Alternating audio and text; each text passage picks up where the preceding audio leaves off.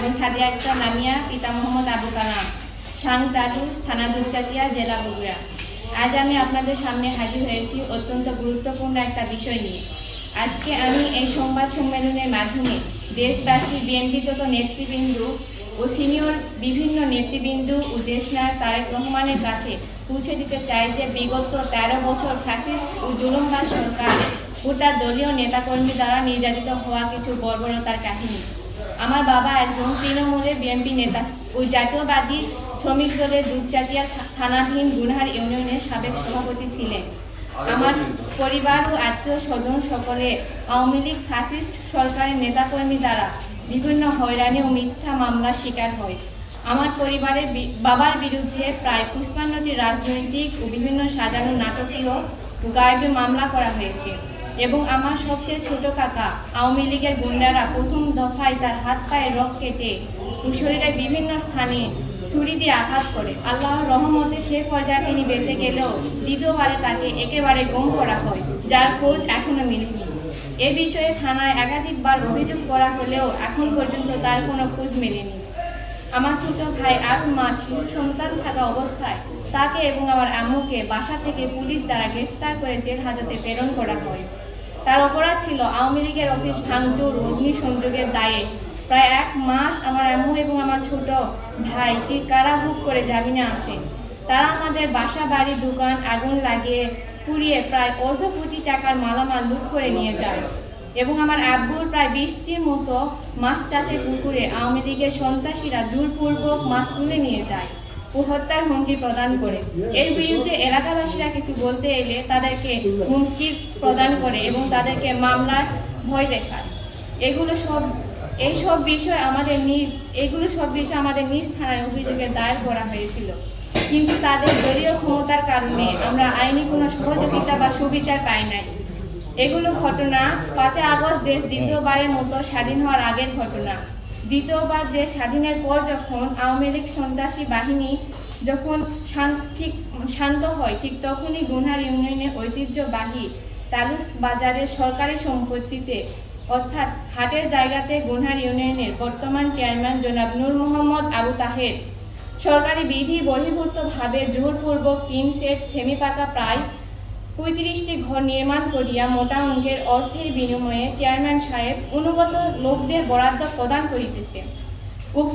কিন্তু উক্ত হাটের প্রকৃত ব্যবসায়ীরা দোকানঘর বরাদ্দ না পাওয়ায় আমার পিতা আবু কালাম বরাদ্দ বঞ্চিত লোকেদের পক্ষে উক্ত চেয়ারম্যান সাহেবের অনৈতিক কর্মকাণ্ডে জোর প্রতিবাদ জানাইলে চেয়ারম্যান সাহেব ও আওয়ামী লীগের সন্ত্রাসী বাহিনীরা আমাদের বাসায় হামলা চালায়। তারা অনেক ভাঙচুর করে, আমাদের পরিবারের সদস্যদের তারা হুমকি প্রদান করে।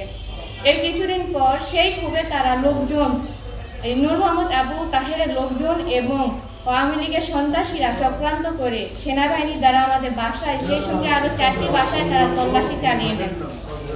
তারা ওই রাতে আমাদের লোক দ্বারা আমাদের বসত বাড়ি আঙিনার পাশে ছোট হাঁস মুরগি পালার ঘরের উপর একটি নষ্ট ও মরিচা ধরা আগ্নেয় অস্ত্র রাখিয়া সেনাবাহিনী দ্বারা উদ্ধার দেখায় এবং আমাদের বাড়ি সহ বাকি 3টি বাড়ি তারা বাড়ি পরিবার পোষায়, অর্থাৎ গরু জবাই গোস্ত বিক্রয় করে।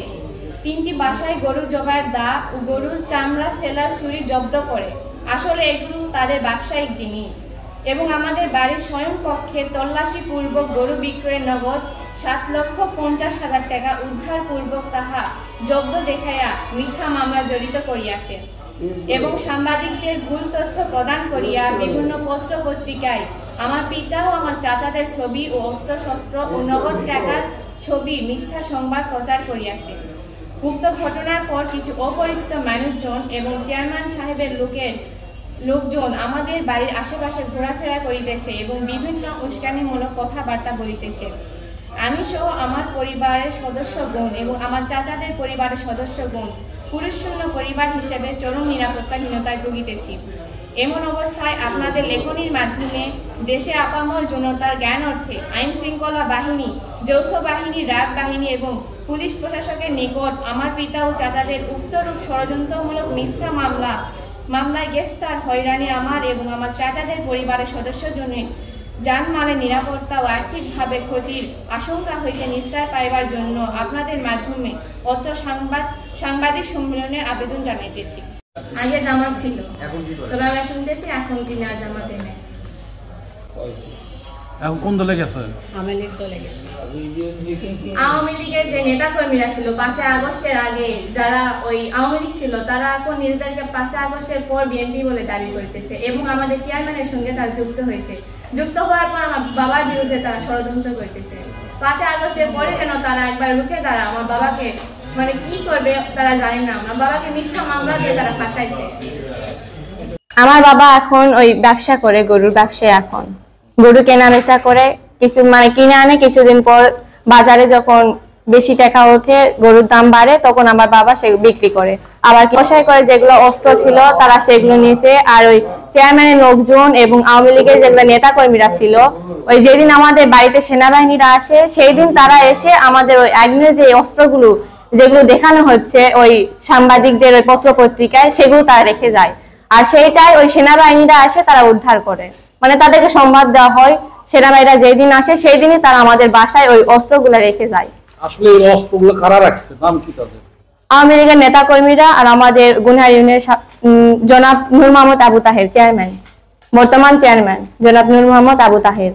আগে হচ্ছে একজন ওই তৃণমূলের বিএনপি নেতা ছিলেন আর আমাদের ওই দুপচাচিয়া উপজেলা গুনহার ইউনিয়নের সাবেক সভাপতি ছিলেন, শ্রমিক দলের সাবেক সভাপতি করেন কি উনি? বর্তমানে আমরা হচ্ছে গরু ব্যবসা করি। হ্যাঁ, আমাদের পরিবার, আমাদের চাচাদের পরিবার সবাই আমরা করি।